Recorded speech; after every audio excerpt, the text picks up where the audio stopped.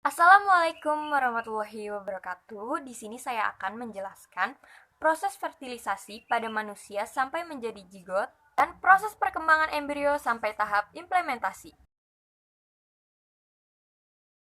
Yang pertama adalah proses fertilisasi pada manusia sampai menjadi zigot.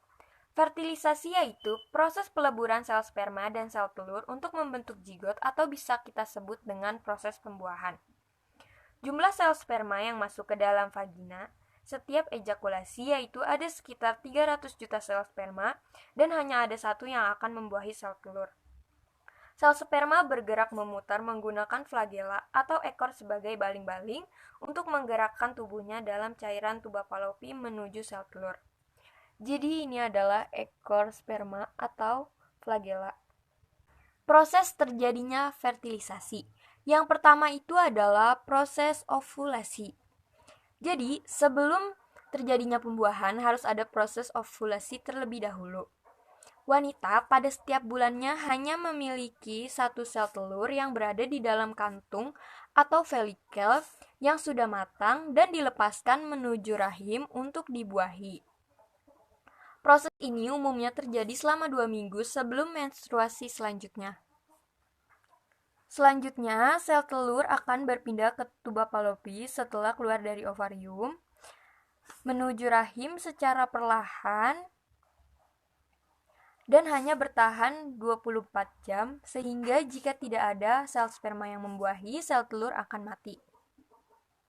Sebelum terjadinya fertilisasi, sel sperma akan mengeluarkan enzim hyaluronidase untuk melubangi penyelubung sel telur.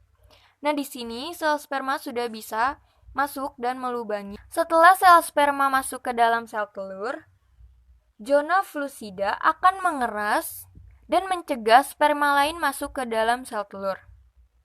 Setelah proses fertilisasi terjadi, selanjutnya akan ada proses pembentukan zigot.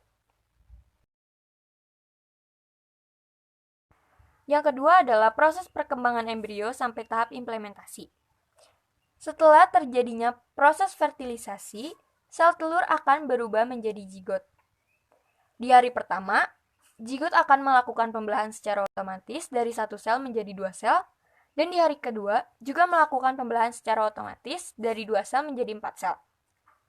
Di hari ketiga dan keempat menjadi morula, yaitu proses pembelahan yang terjadi terus-menerus sampai nanti menuju rahim. Yang keempat menjadi blastula atau blastulasi. Di dalam blastula terdapat cairan yang disebut blastosol.